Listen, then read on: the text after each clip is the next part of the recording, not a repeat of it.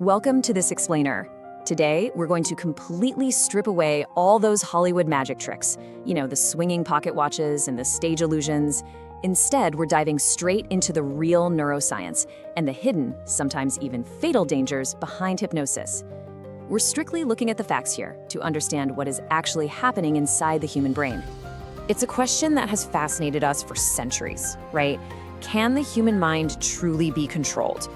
Can someone be hypnotized to do absolutely anything? Well, to answer that, we actually need to jump right into a pretty chilling murder mystery. Section 1, the true crime hook. So it's Texas, 1998.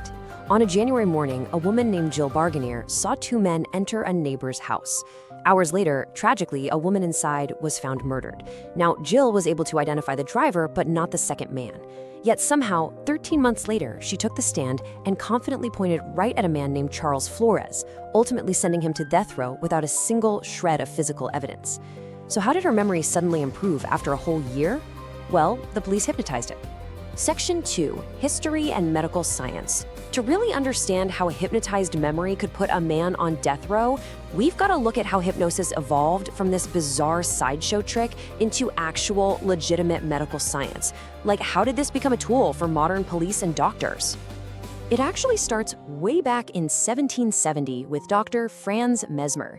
He claimed he could heal people using invisible magnetic fluids. He called it animal magnetism. His patients would convulse and scream in what was really just the power of their own imagination. Then, by the 1840s over in Bengal, you had a Scottish surgeon named James Esdale using trance states to perform hundreds of completely painless tumor surgeries, and this was before chemical anesthesia even existed. By 1843, James Braid coined the term hypnosis, naming it after the Greek god of sleep. But actually, that was a huge mistake because you aren't asleep at all when you're hypnotized. Fast forward to 1953, and the CIA launches Project MK Ultra. They were trying to use hypnosis to create literally mind-controlled robotic assassins. But the experiment completely, totally failed. Why? Because of one absolute truth. Hypnosis cannot override your moral code. Despite all the myths out there, you simply cannot be forced to do something against your own consciousness. An honest person is not going to commit a robbery, and a nonviolent person won't commit murder, not even in the deepest hypnotic trance imaginable. You will only do what you are fundamentally, inherently willing to do. Section 3, how hypnosis actually works.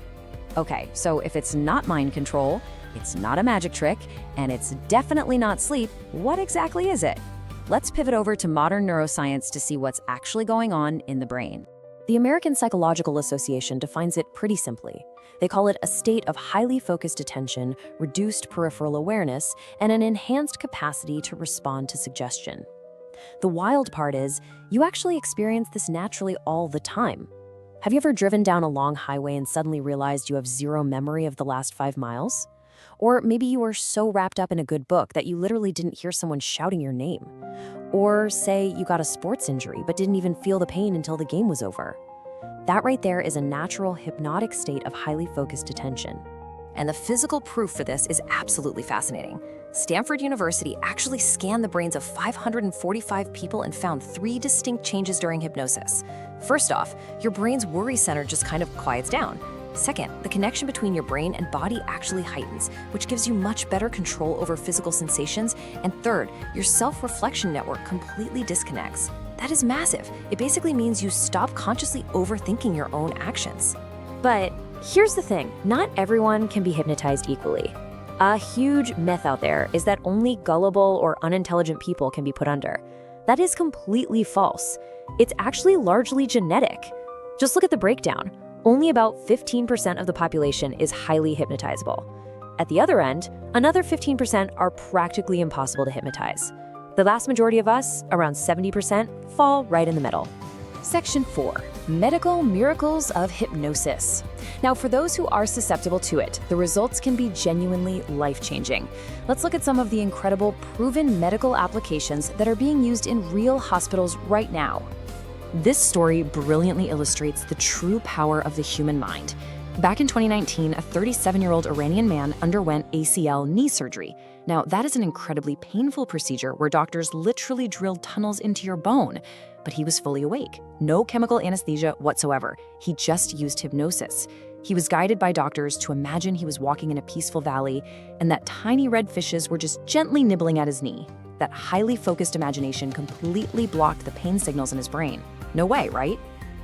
But this isn't just some one-off miracle. A major meta-analysis showed that a staggering 75% of people achieve significant pain relief through hypnosis. Today, 30 different university hospitals in France use it for pain management, with a bunch of them even offering it as an alternative to general anesthesia. It's also heavily used in Belgium and really all across the West to successfully treat things like PTSD, anxiety, and even irritable bowel syndrome. Section 5. The false memory danger. But as amazing as that is, this incredible power to mold reality has a very dark side. Let's shift our focus back to the criminal justice system and the severe danger of false memories. So, in 1976, during the really famous Chowchilla school bus kidnapping, police successfully hypnotized the bus driver to help him remember the kidnapper's license plate. It worked. The suspects were caught, and police departments everywhere suddenly thought they had discovered this ultimate superpower. But they were operating on a very dangerous myth. See, a lot of people, including jurors, believe human memory is like a video recording on a tape, and hypnosis just hits rewind. But reality tells us that memory is highly malleable. Actually, it's a lot more like a puzzle that gets reconstructed from scratch every single time you remember it. Hypnosis doesn't magically unlock the objective truth. It just makes you incredibly confident in your imagination, regardless of whether that imagination is true or completely false. The absolutely crucial point here is how easily false memories can be implanted when you're in that highly suggestible state. In one 1980 case, a hypnotized witness vividly remembered eating pizza at a restaurant that didn't even serve pizza and seeing tattoos on a suspect who had completely bare skin. In another study, subjects were mentally regressed back to age 5, and researchers casually suggested they had played with Cabbage Patch dolls. 20% of those hypnotized subjects adopted this as a rock-solid true childhood memory. But here's the catch. Those dolls weren't even invented until years after they were 5. Section 6, the final illusion. Which brings our whole narrative full circle, right back to the tragic flaw in the murder conviction of Charles Flores. Here is exactly how a tragedy like that happens. Originally, Jill Barganier described the suspects as white and thin with long hair.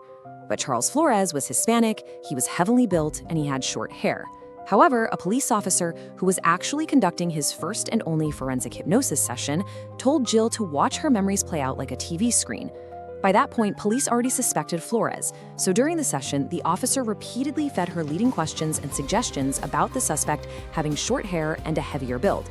Step by step, her highly suggestible brain just morphed her actual memory to perfectly fit the officer's suggestions. Now, Jill Barganier wasn't lying. She genuinely believed her new reconstructed memory.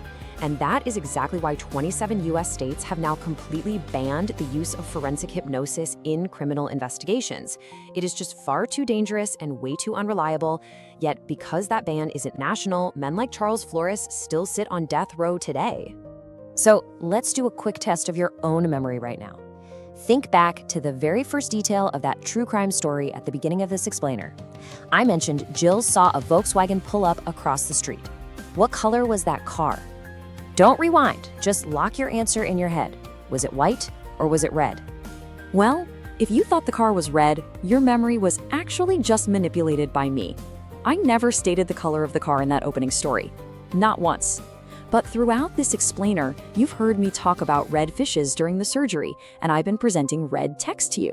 I planted the suggestion of the color red, and your highly capable, incredibly imaginative brain just seamlessly stitched it into your reconstructed puzzle of that memory.